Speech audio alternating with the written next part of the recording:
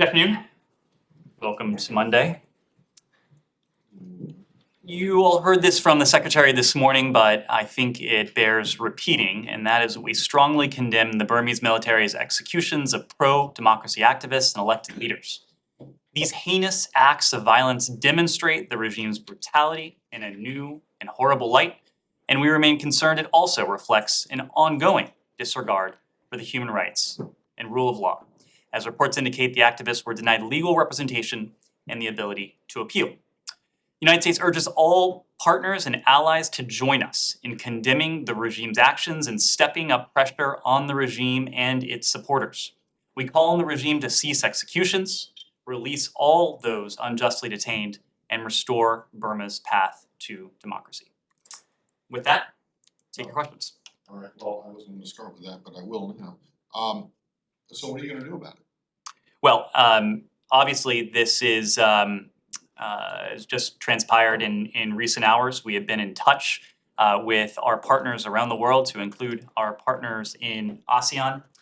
We are urging, as I said just a moment ago, all countries, all partners, all allies to add their voices when it comes to the condemnation of this heinous affront to the rule of law, this heinous affront to human rights, this heinous affront to the Burmese people, who have, since February of last year, expressed an ardent and sincere desire to put their country on the path back to democracy. At the same time, we are urging all of our partners to step up that economic pressure, that political pressure on the regime in Burma. Not only is this an affront to the human rights of the Burmese people, not only is it a slap in the face to the millions of Burmese who wish to see their country back on the path to democracy, it's also a direct rebuke of the appeal that the junta heard and the world heard from the ASEAN chair, Cambodia, in this case, and other ASEAN leaders who warned the junta in no uncertain terms not to carry out these executions. We underscore that with the escalating violence, with these horrific atrocities that the junta has carried out, there can be no business as usual with this regime. We urge all countries to ban the sale of military equipment to Burma, to refrain from lending the regime any degree of international credibility, and we call on ASEAN to maintain its important precedent, only allowing Burmese non-political representation at regional events. So what are you gonna do about it? Well, United States. So What is the Biden administration? we are already responding to this. I said we've been in close touch with our partners, including our ASEAN partners. I think you will see more from us and from our partners in terms of condemnation. And we've made clear all along, since February of last year, that the costs on the Burmese regime, the costs on the junta will continue to escalate. We will continue to escalate those costs with the economic pressure that we have imposed and that we're prepared to impose. We, of course, don't preview our own sanctions, but all options that serve to cut off the regime's revenue, which it uses to perpetrate this violence, it's on the table.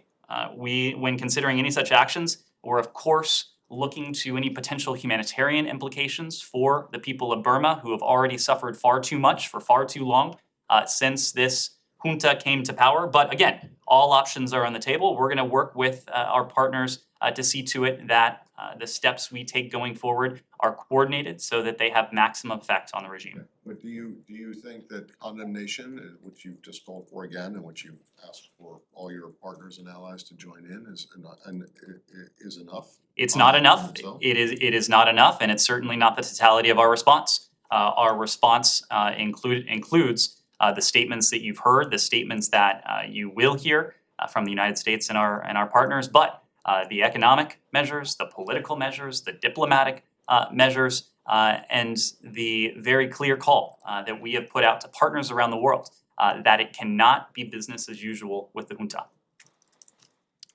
Just to follow up on that, you're urging partners to step up. I think a lot of activists, a lot of Myanmar people have been asking for the US government to step up in terms of its response for a long time, in that, you know, you've done a lot of sanctions, but you haven't done any sanctions that target the gas exports that are, you know, the main source of foreign revenue for the junta. So, you know, why haven't you taken any action on that if you're, you know, asking for not to be business as usual for you know, the junta? You know, why haven't you taken any action on these gas revenues, and will you do that now? All means all. When I say that all options are on the table, I mean that all options are on the table. We are discussing additional response options that we could implement ourselves, that we could implement in coordination with our partners in ASEAN, our other like-minded partners with whom we've worked since February of last year to seek to put Burma back on the path to democracy. Even as we consider all of those measures, we are also cognizant of what needs to be a central charge, and that is to do no harm, or to do no additional harm in this case. It's clear that the coup has done tremendous harm to the people of Burma, hundreds of whom have been killed in this senseless violence, too many of whom find themselves political prisoner of a regime that isn't tolerating any form of dissent or opposition. So as we consider our next steps, as we consider all potential options, we are also taking a very close look at any potential humanitarian implications of steps that we might take. You're talking about enhancing support for the Burmese people. Though obviously, a lot of the Burmese people have taken up arms against the junta. You know, do you still draw the line on you know, military support for the opposition to the junta, and is that something you're going to consider? We're seeking to put Burma on the path back to democracy. Our goal in this is a political one. Our goal in this is to help advance the same objective and the same goal that we've heard the people of Burma, so many of whom have taken peacefully to the streets to demonstrate their support for a return to democracy. It's our goal to support them, and we will continue to support them with appropriate means. What if other countries, allies, partners were to offer support for military opponents? Would you be against that?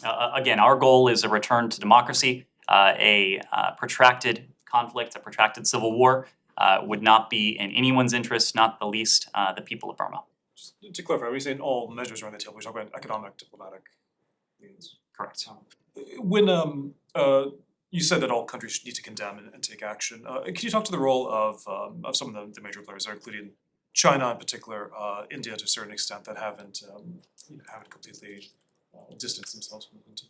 Well, now is the time, because you were right, Sean, in your question that there are countries around the world that haven't done enough, certainly, when it comes to rhetorical condemnation, when it comes to imposing costs, when it comes to the core charge, that it cannot be business as usual with the junta. We have discussed the goal of putting Burma back on the path to democracy with virtually all of our allies and partners in the region. There are some countries in the region, you named a couple of them, where we have had in-depth discussions. When the Secretary met with Wang Yi not all that long ago, Burma was a topic of discussion. We've discussed it with other senior PRC officials. Arguably no country has the potential to influence the trajectory of Burma's next steps more so than the PRC. And we've called on all countries to act responsibly, to use their influence in a way that is constructive, to use their influence in a way that works for the interests of the Burmese people, and then ultimately puts Burma back on the path to democracy. The fact is that the regime has not faced the level of economic and, in some cases, diplomatic pressure that we would like to see. We are calling on countries around the world to do more. We will be doing more as well. Can we go to a different topic? There's somebody else also more on Sure. Russia, Sure. there in Ukraine. There was a statement that the Secretary made on Saturday regarding the strike in Odessa. Just following up on that, does the United States believe this was a violation of the agreement reached in Turkey? So you saw the statement from the Secretary over the weekend. As he alluded to at the time, Russia's brazen attack against the port city of Odessa only 24 hours after this agreement was signed, it certainly undermines the credibility of Russia's commitments to the other parties to this deal, the United Nations, Turkey, and Ukraine, as well as its broader humanitarian commitment that it made in the July 21st agreement. It also highlights, we believe, that Moscow continues to behave in ways that intentionally prevent desperately needed food from reaching many of the world's most poor, those who are suffering the most acute effects of the food insecurity that Moscow's invasion of Ukraine has exacerbated. Despite these attacks, we do understand that the parties are continuing preparations to open Ukraine's Black Sea ports for food and fertilizer exports. We are clear-eyed going forward, but we also continue to expect that the Black Sea Agreement will be implemented. We know that the world will be watching, as you heard from the Secretary. We will be working with our partners around the world to see to it that Moscow is held accountable for the agreement it reached. And that's why we'll continue to remain in close coordination with President Zelensky, the government of Ukraine, the Secretary General, our Turkish allies, who were instrumental in bringing this agreement to conclusion. Can I follow on this? So you think this agreement will endure? I mean, despite this attack and possibly similar attacks in the future, that's how you see it? It's enduring?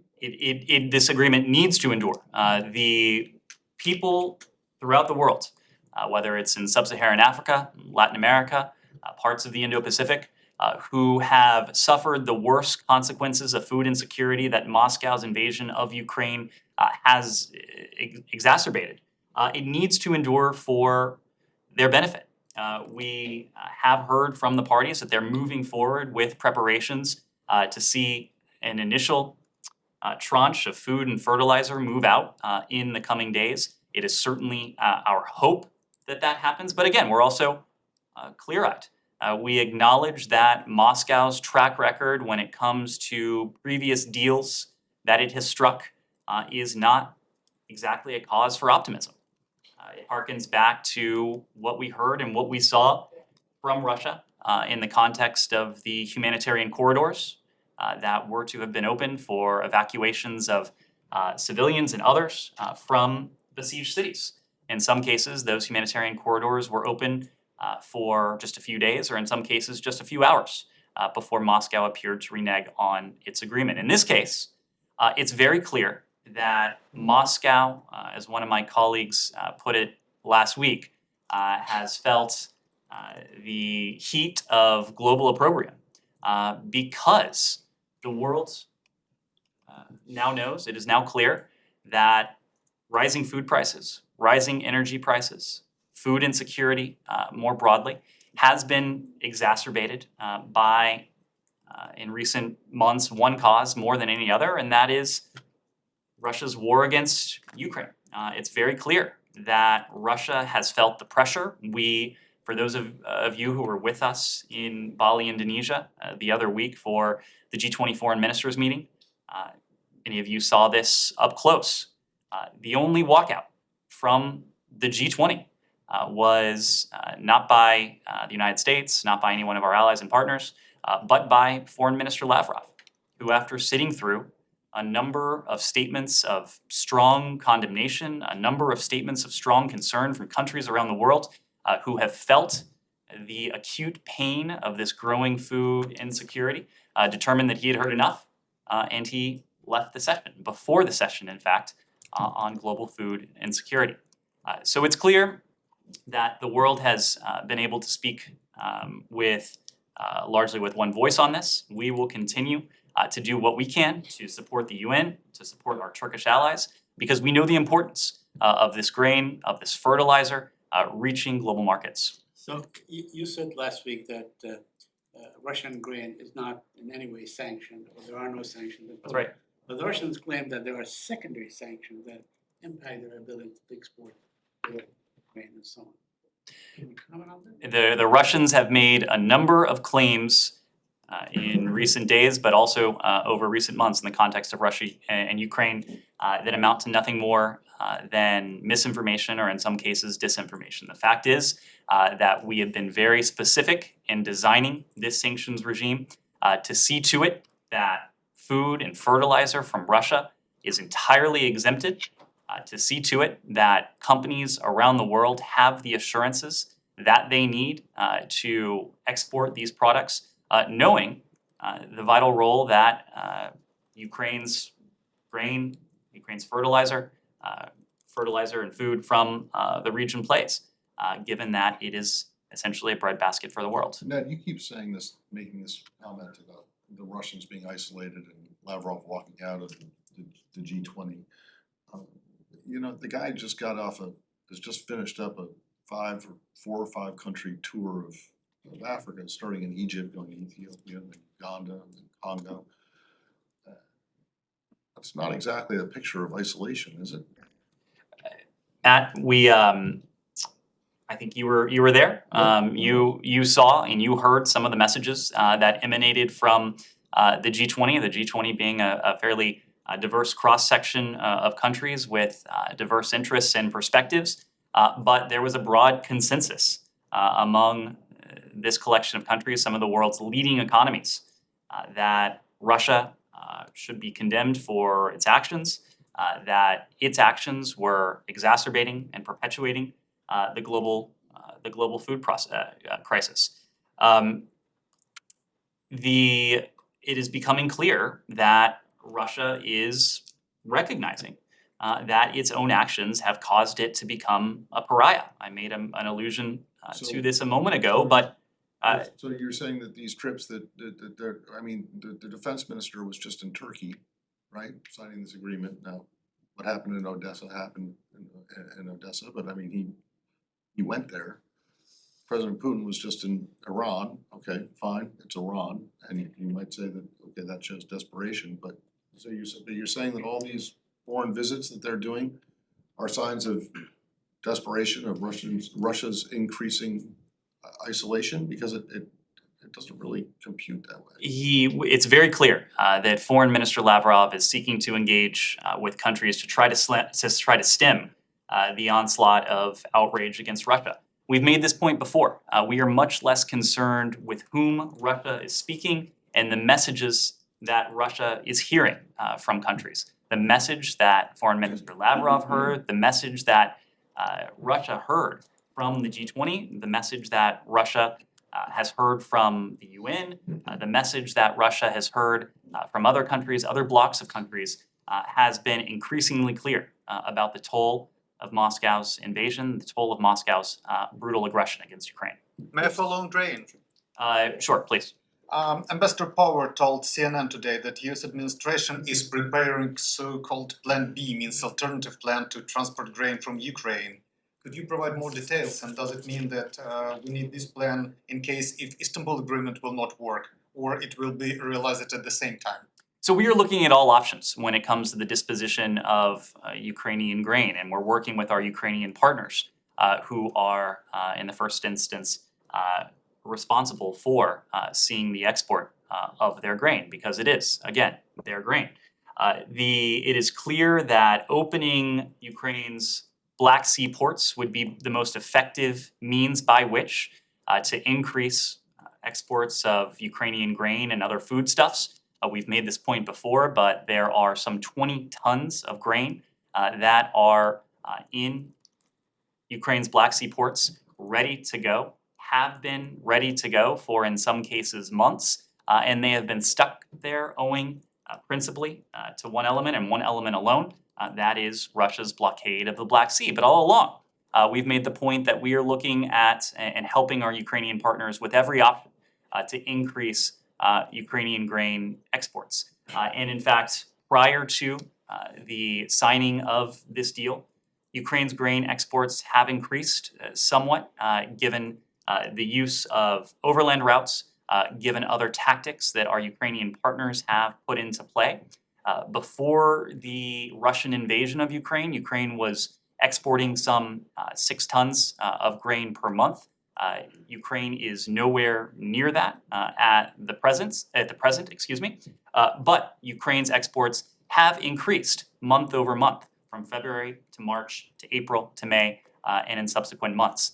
So we have been able to work with them to increase those exports in some ways, but we all know that the most effective means and the largest scale means by which to increase those exports will be through the Black Sea. Sean. Could I just, this follows up on Said's question a bit, but specifically Lavrov was in Cairo addressing the Arab League, said that it was into to supply grain from Russia to Egypt and to other countries, and also blaming the United States for the impediments there, saying it disrupted the supply chain. Do you have any either reaction to his remarks or the fact that he's speaking there at the Arab League? Let me just say broadly about his remarks, which I had a chance to see. It is a reflection of the fact that virtually every single day, senior Russian officials are putting to the lie just about everything we heard from Moscow before the start of the invasion on February 24th. We consistently heard, and I'm sure many of you remember this, emanate from the Kremlin that what was then a military buildup and ultimately the incursion was, as Moscow would tell you, the result of some perceived threat from some imagined enemy. We heard it was Ukraine. We heard it was NATO. We heard it was the United States. We heard it was the West. We of course called that a lie at the time because it was. But now, months into this brutal war of aggression, I think it's fair to say that the Russians are doing as good a job of perhaps anyone in highlighting their own duplicity and putting to the lie, as I said before, just about everything we heard prior to the invasion. Just yesterday, and you referenced this, Sean, Foreign Minister Lavrov said Moscow's overarching goal in Ukraine was to free the Ukrainian people from its quote-unquote unacceptable regime, expressing, as one news account put it, Russia's war aims in some of the bluntest terms yet. He said that in front of the Arab League in a region where, coincidentally, Russia has, at least previously, tried to spew disinformation and propagated misinformation to the contrary. Last week, once again, Foreign Minister Lavrov, he did precisely the same thing.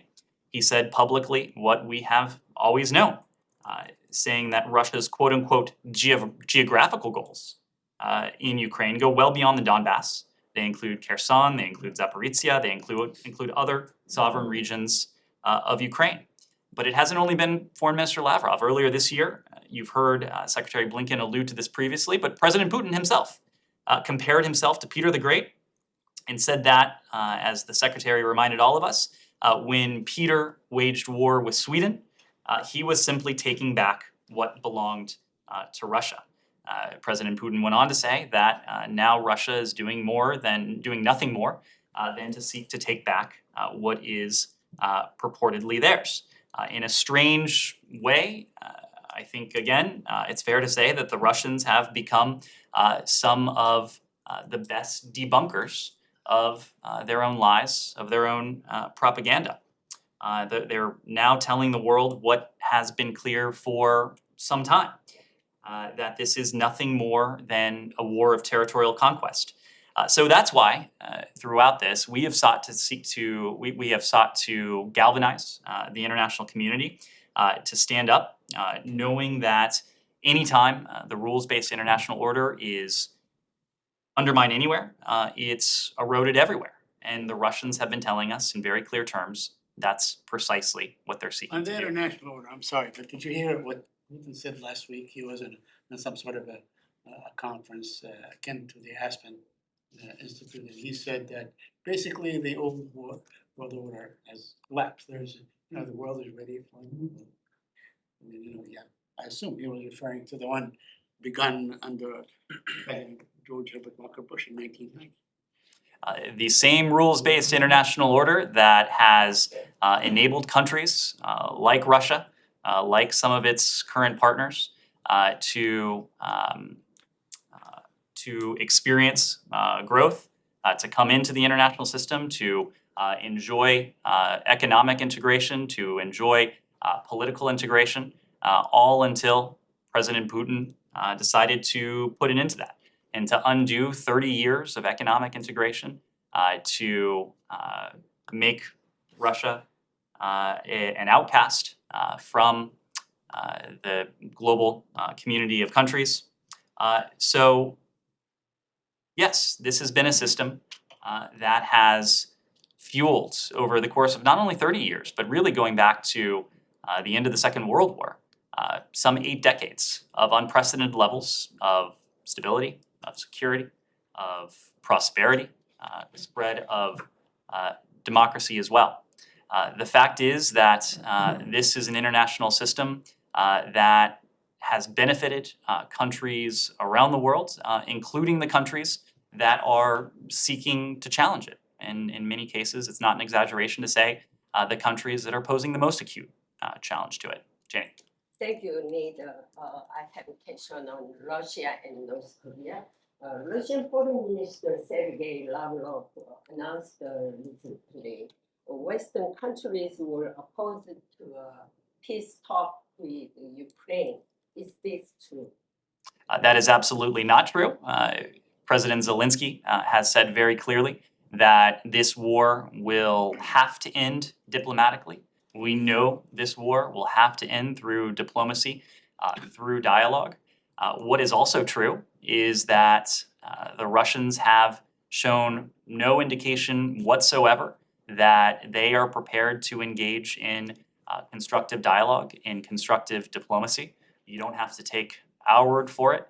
Just about every world leader that has spoken to President Putin has, in some cases, said publicly, in some cases, conveyed to us privately, that there seems to be no room on the part of the Russian Federation for any sort of real negotiation, the kind of negotiation that the Ukrainians have been willing to take part in since the beginning of this Russian invasion of Ukraine. I'm reminded of another lie that we heard emanate from the Kremlin, that peace talks were ongoing in March only to have what the Russians claimed was a Ukrainian withdrawal from them. The great irony, of course, is that it is Russia, not Ukraine, that is responsible for perpetrating this brutality against the Ukrainian people, that is responsible for the continued bombardment, the continued military operations on sovereign Ukrainian soil. And it's Ukraine's leadership, including President Zelensky, that has consistently said they recognize this will have to end diplomatically, and they are prepared to engage diplomatically. Russia could not say the same. On North Korea, recently, National Security Council also said that North Korea is exploiting funds through ransomware hacking. How is the United States responding to this cyber hacking We have spoken quite a bit in this briefing room, and you've heard from other senior officials our profound concerns, the international community's profound concerns with the DPRK's WMD programs. But that is not the extent of the challenge that the DPRK poses to the international community, and its activities in cyberspace are another such challenge. We have released information indicating some of these nefarious and malign activities that the DPRK regime is undertaking online, in some cases to raise funds that go towards its illicit WMD programs. We have used the suite of policy tools at our disposal, be it economic, be it political, be it law enforcement tools as well, to pursue those actors from the DPRK who are responsible for this, just as we have used some of those same suite of tools to go after those responsible for the proliferation of the DPRK's WMD programs. Yes. I have a couple of questions. And first, on Tunisia, do you have any comment or reaction to the referendum on the constitution? Well, the voting is still ongoing, as I understand it, so we're awaiting the official referendum outcome based on the independent high authority for elections in Tunisia.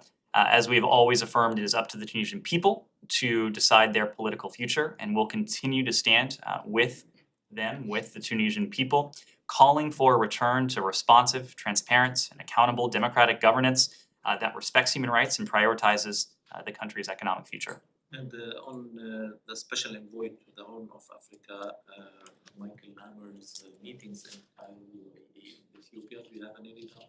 Well, he has just arrived in the region. I believe we put out a statement, a short statement yesterday announcing that he would travel to Egypt, the UAE, and to Ethiopia from July 24th, yesterday, through a week from today, August 1st. He'll, during that trip, provide continuing U.S. support towards forging a diplomatic resolution to issues related to the Grand Ethiopian Renaissance Dam, or GERD, that would achieve the interests of all the parties and contribute to a more peaceful and prosperous region. In Ethiopia, he will also consult with the AU, under whose auspices GERD talks occur. He will also have an opportunity in Ethiopia to review the progress on delivery of humanitarian assistance, accountability for human rights violations and abuses, as well as efforts to advance peace talks between the Ethiopian government and Tigrayan authorities. And as you know, he will affirm what we have consistently said, and that's that we remain committed to advancing diplomatic efforts in support of an inclusive political process towards lasting peace, security, and prosperity for all the people of Ethiopia. And do you expect Special Envoy Amos Hochstein to go back to the region soon to resume talks between Lebanon and Israel?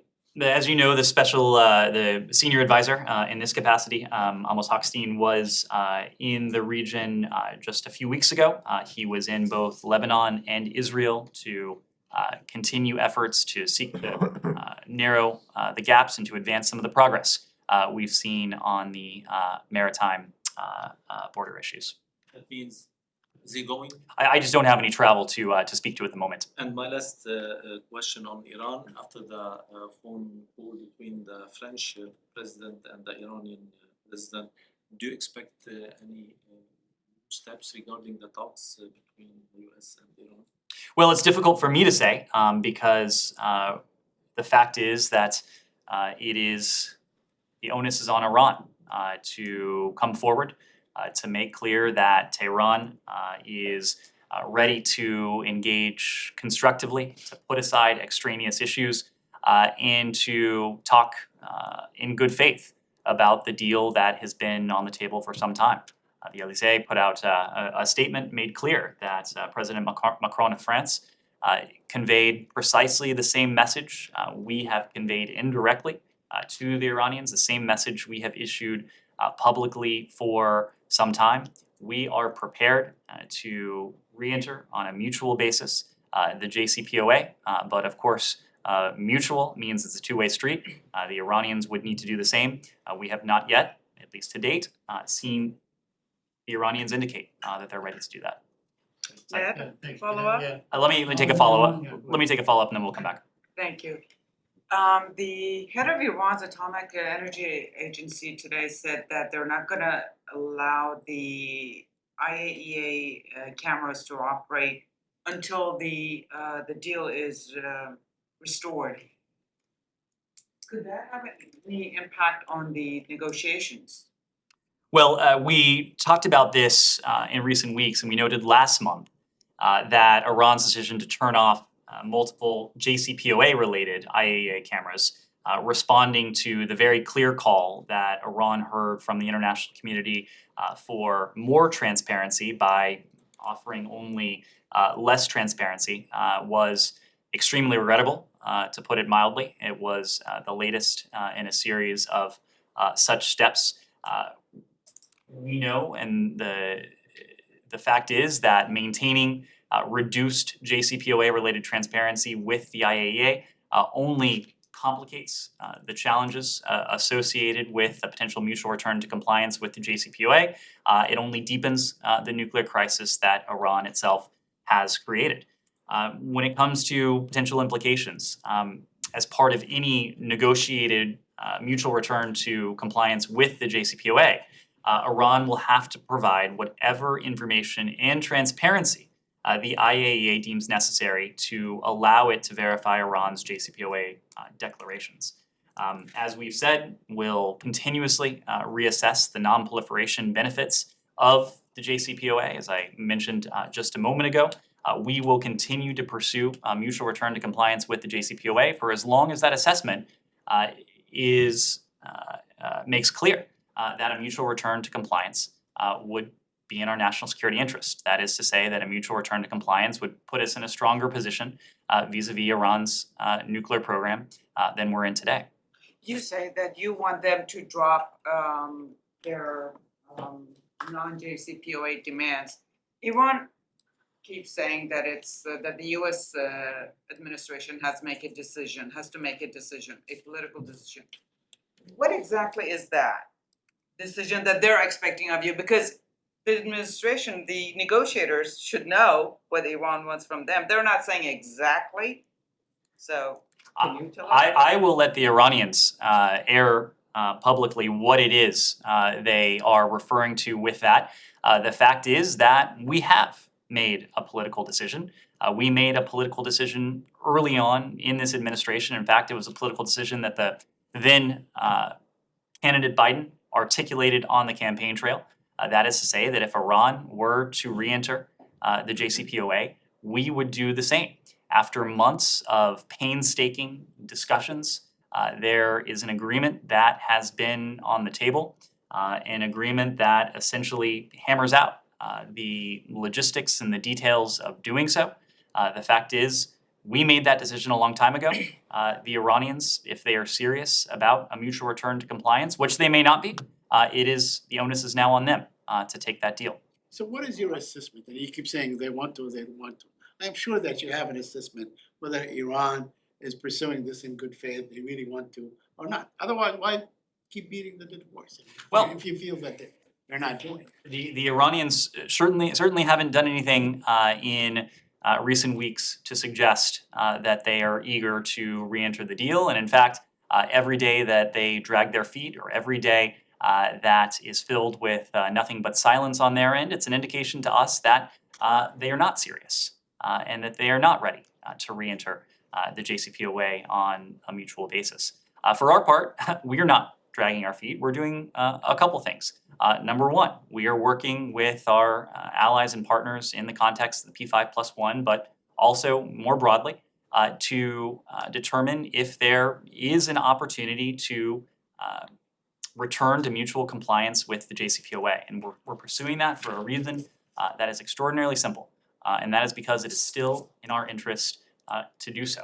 In the background, as I mentioned just a moment ago, we're always conducting those technical assessments to determine when we might reach the point, and we will reach the point when the deal is no longer in our interest. But we are clear-eyed about the circumstances. We are clear-eyed about our Iranian interlocutors.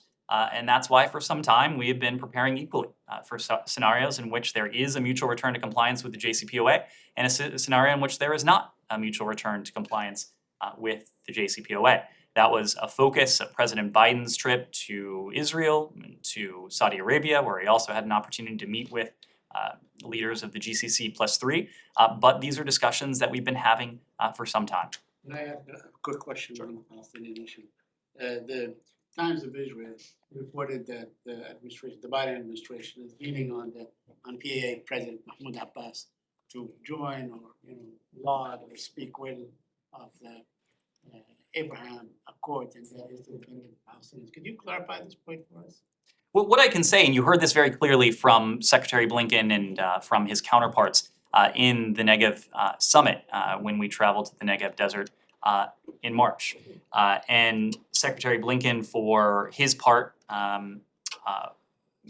said that we have to be essentially clear that regional peace agreements and the construction of bridges between Israel and its Arab neighbors is not a substitute for progress between Palestinians and Israelis. That is a message that we heard in the Negev. It is a message that we've heard since from other signatories to the Abraham Accords and to normalization agreements, acknowledging that the onus is on all of us to continue to strive for a world in which Israelis and Palestinians enjoy equal levels of security, of prosperity, of freedom, of dignity. So we unequivocally support the Abraham Accords. We unequivocally support normalization agreements.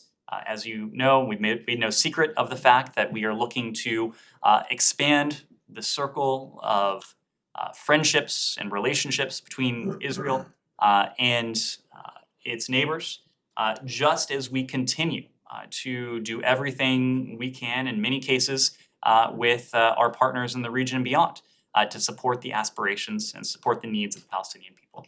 You know, I remember when you guys were a bit reluctant to even call it the Abraham Accord, but having said that, I mean, there has been some sort of mutual recognition between the PLO and Israel going back almost 30 years, 29 years. So how do you expect, I mean, what mechanism would, let's say, the Palestinians joining the Abraham Accord take? How do you see it? That is different than what they have now.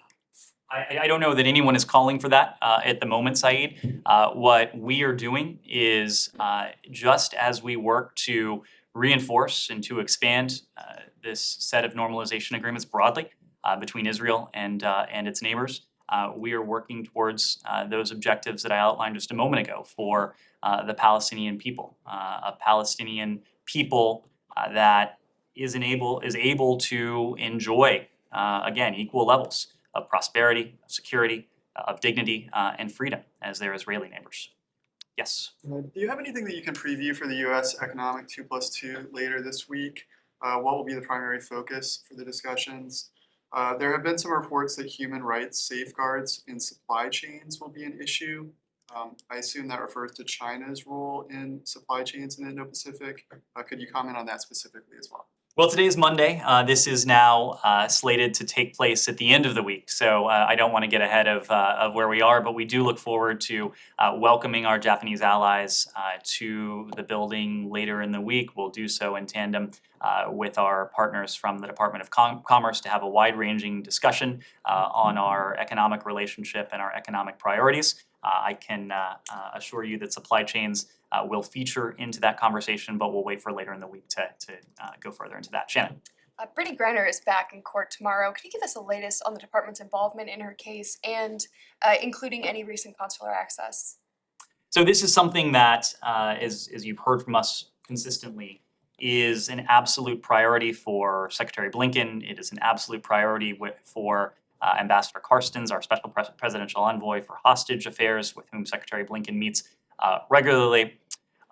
We, just as we do with Paul Whelan, we are working around the clock, behind the scenes, quietly, to do everything we possibly can to see to it that Brittany Griner's ordeal, just as Paul Whelan's ordeal, is put to an end just as soon as can be possibly managed. It is not something that we talk about for obvious reasons. I've made the point before that in the weeks preceding the release of Trevor Reed, it is not something that we talked about in any detail, but that did not diminish the activity that was ongoing behind the scenes to see to it that Trevor Reed was brought home, and we are working constantly behind the scenes to see to it that Brittany Griner, Paul Whelan, and Americans who are unjustly detained around the world can be brought home. In terms of our embassy's involvement, as you know, they have carefully monitored her trial. Our chargé was present at her last hearing. I have every expectation that the chargé will be there at the next hearing tomorrow as well. Our chargé and senior embassy officials have been able to speak to Brittany Griner in the context of those court appearances. In some cases, Brittany Griner has passed on specific messages. In one case, asking our chargé to pass on her request that all of those here in this country who are whose attention is so trained on her case to keep the faith, and that is a message that we did in fact pass on publicly. Yes, Simon. On Rwanda, I know you don't usually comment on congressional correspondence, but I wonder if I could ask sort of broadly on the US policy towards Rwanda in the light of the Senate Foreign Relations Chair Menendez's letter, which highlights the concerns about human rights and political repression in Rwanda. He basically says the US can no longer look the other way as Rwanda ferments rebellion and violence in other parts of the continent, referring to the DRC, and also highlights the case of Paul Rusesabagina, who's a US permanent resident who's detained there. What's your response to this kind of questioning of the US support for the Rwandan government? You're a major donor, I think you're the largest donor to that government. Do you agree with those concerns? Well, you're right that we don't comment publicly on congressional correspondence. In this case, I have seen that the senator's office has spoken publicly to the letter with which I'm familiar. I have every expectation that Rwanda will be a topic of discussion between the United States, between the Department of State and our congressional partners. It is absolutely the prerogative of Congress in pursuing and conducting its oversight role to ask questions of our policy that is always responsive to events on the ground. And so, of course, we are taking a close eye to events on the ground, including tensions between the DRC and Rwanda. We've said before that we're concerned about the rising tensions between the DRC and Rwanda. We've urged both sides to exercise restraint and to engage in immediate dialogue to de-escalate tensions and hostilities. We've made clear the fact that we continue to support the Nairobi process as an effort to de-escalate these tensions. And when it comes to Paul Rusesabagina, this gets back to the last question, but we do have no higher priority to seeing the release of those Americans who were held unjustly anywhere around the world, and that includes Paul Rusesabagina in Rwanda. This is a case that Roger Carstens, Ambassador Carstens, and his office are working on. We've renewed our call for the Rwandan government to address procedural shortcomings in its judicial process. We're aware of the serious concerns about Paul's health. We continue to urge the government of Rwanda to ensure he receives all necessary medical care. We have concluded for some time now there were violations of his fair trial guarantees as well. And in light of all that, you don't think that the level of aid that the US gives to Rwanda is inappropriate? Well, this is something that we always take a look at. It's something that we consult closely with our congressional partners with as well. Yes.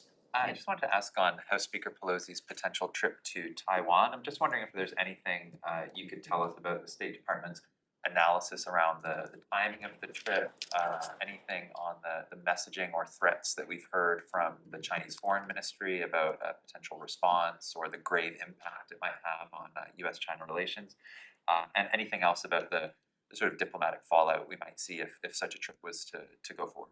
Well, it's impossible for me to speak to some of those elements for the very reason that the Speaker's office has not confirmed any travel or potential travel. We'll, of course, refer to the Office of the Speaker for any travel she may undertake. When it comes to what we've heard publicly from the PRC, from the Ministry of Foreign Affairs, in this case, I'm not going to respond directly, but I will just restate our policy.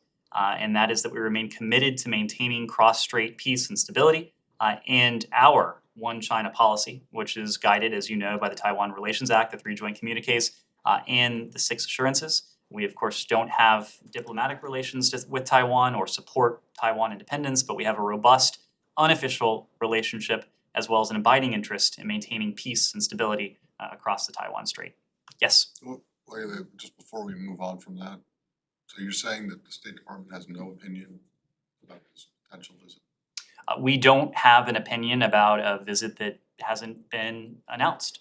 It is not for us to weigh in on potential travel or hypotheticals. We'll defer to the Speaker's office to speak to any plans she may have. Well, right, but I mean, she's spoken about the possibility of it. I believe her office has made very clear that they don't confirm or deny any potential travel. Yes. Just 2 follow-ups, one on grains and Plan B. Since when has it been under discussion? since when has The plan B or any other routes? Well, I wouldn't call it a plan B, again, because we need to, to put a finer point on it, the Ukrainians are seeking to utilize every viable route to export grain and other foodstuffs. So the fact is that we've always, since the start of Russia's aggression, been working with our Ukrainian partners, recognizing that Russia's brutality would exacerbate global food insecurity. So even if, and we hope this is the case, if and when Ukraine's Black Sea ports are once again open and Ukrainian and other countries' ships are able to transit in and out, there will still be a need for other routes and paths, including overland routes, to maximize the level of export. So this is not an either or, this is an and both situation. And also, you mentioned about the continuing export that has increased over the months. Can you tell us how much of it is from Odessa or from the south or from the east? Well, when it comes to maritime exports from Odessa, the fact is that Moscow has maintained an effective blockade of the Black Sea ports. Land routes. I couldn't speak precisely what it would need to defer to our Ukrainian partners to speak to. Another one on Iran. You said the ball is now with Iran, and also you added that it has been several weeks we haven't heard back from Iranian positive step toward a deal. Till when are you going to wait for Iran to? We will pursue a mutual return to compliance with the JCPOA for as long as it's in our national security interest. That is not something that we can attach a calendar date to, precisely because we are always, and when I say we, I mean the collective we, the United States government, is always taking a close look at the underlying factors. In this case, it's primarily the advancements that Iran is making with its nuclear program. One thing is very certain, we will reach a point where the deal that's been on the tables for several months now will not be in our interest. And we'll reach that point as soon as the advancements that Iran has made and is making overtake the non-proliferation benefits that the JCPOA would convey. Final question? Yes. Thank you. I have a question about review conference of NPT Treaty on Non-Proliferation of Nuclear Weapons, which will start next Monday. First, do you expect Secretary Blinken will attend the conference next week? And what do you think is the significance of review conference this time, especially in light of Russia's threat to use nuclear weapons? And what will the US call for to make an international consensus during the review conference? Sure. So I'm not in a position to announce any travel at the moment, but let me just say broadly that the United States stands by the NPT, the Non-Proliferation Treaty. We think it is extraordinarily important to underline the obligations that the NPT puts forward for nuclear weapon states and for non-nuclear weapon states alike in the face of challenges to the global non-proliferation regime. We think it's important that the United States stands with the signatories of the NPT to make clear that even though it has been in effect for some time now, its relevance, its importance has not diminished a single iota over the years and over the decades. So without getting too far, I think you can expect Secretary Blinken to be personally involved in this effort, including in the coming days. Thank you all very much.